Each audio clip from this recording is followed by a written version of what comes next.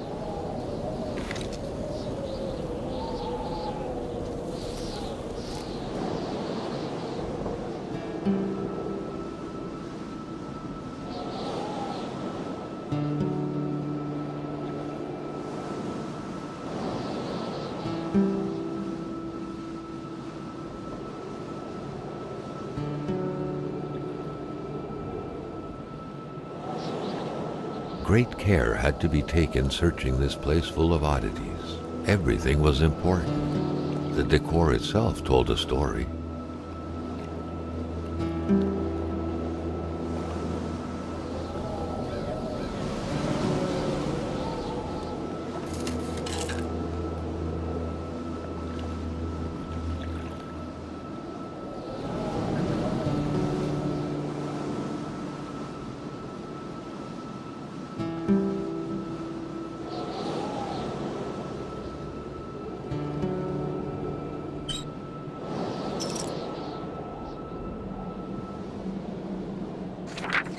There should be a law forbidding doctors from falling sick.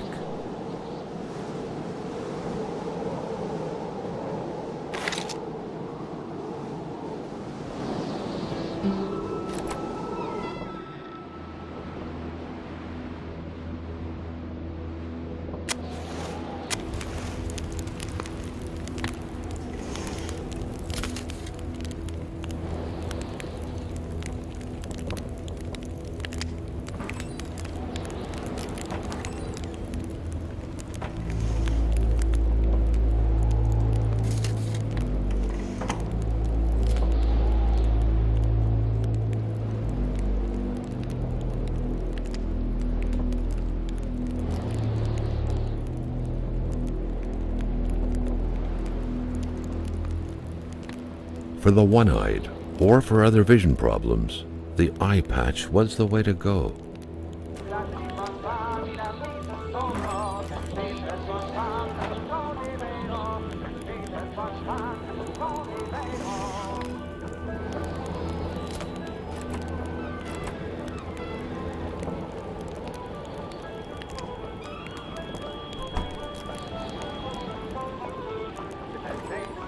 The injured could be recognized by the large stains of red, an informal nickname given to Merbromen, smudged all over their injuries.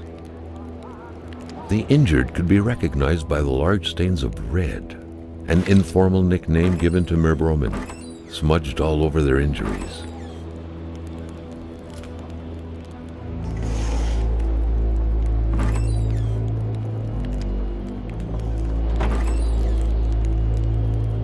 The good doctor, flanked by his beautiful spouse. Pure happiness, captured on cardstock. Carl recognized this woman's soulful eyes. Was it Dr. Beaupre who had hit him head-on at the village border? Doctors used light-reflecting frontal mirrors to look inside the patient's cavities. That was a bit unsettling, but back then, it was pretty much always the case with medicine.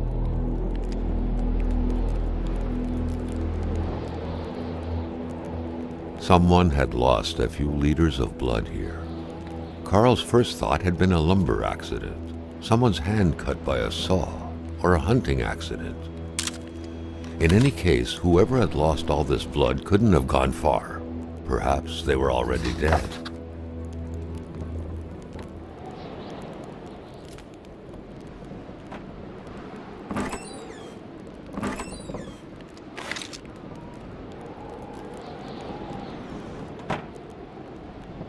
A chamber pot. Fortunately for Carl, inspecting it wouldn't further this particular investigation.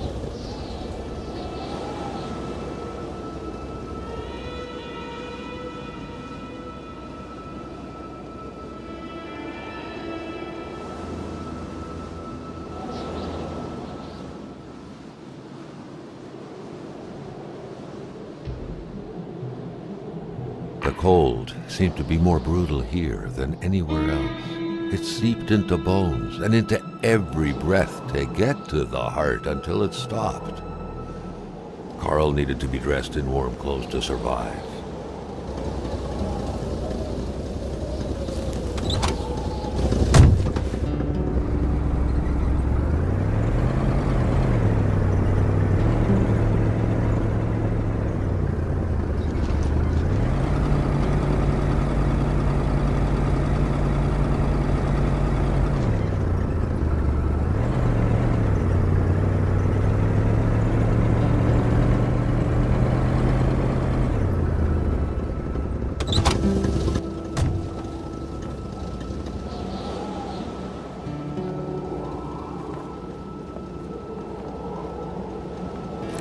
That truck had obviously seen its share of gravel roads.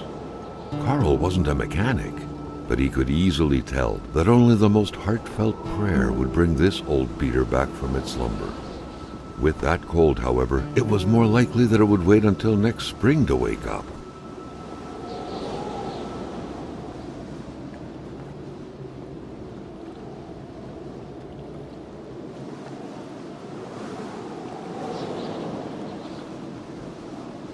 An axe, not too shabby. Carl felt he needed to protect himself.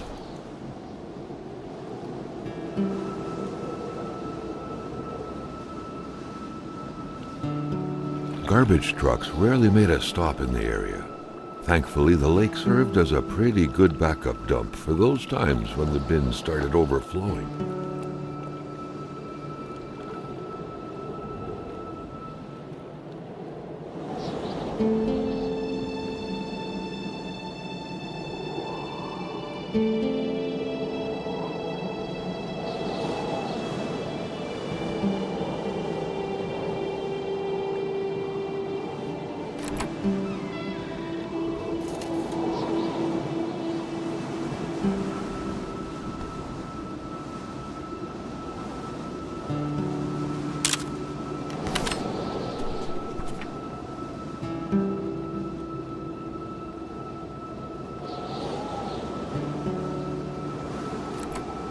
The place looked more like a pigsty than a house. A heavy stench of curdled milk, cheap alcohol, and boiled cauliflower filled the air.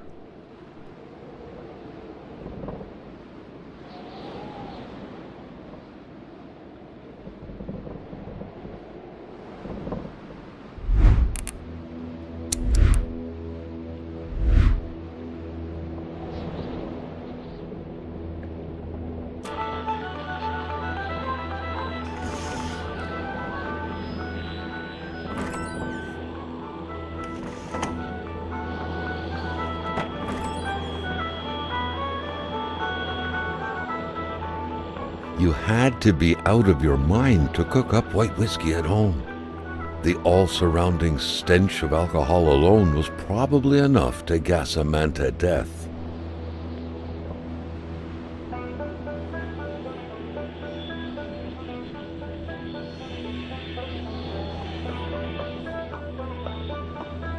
The rag reeked of fermented vomit.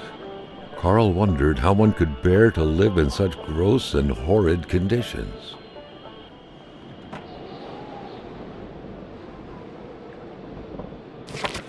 It est Jean Blouin. Seems like that pig had a name after all.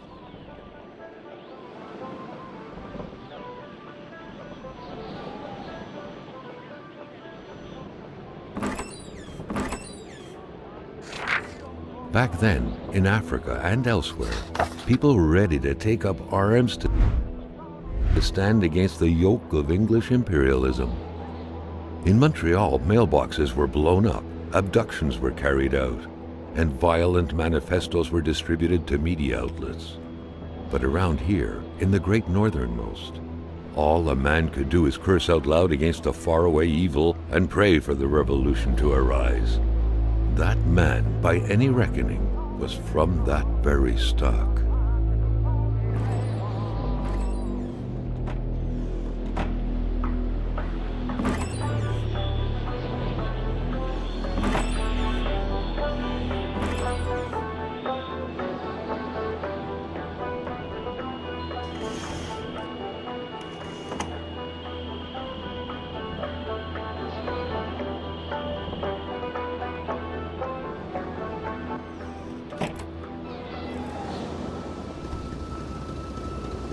Carl noted that a distillery like this could be useful. In what way? That remained to be seen.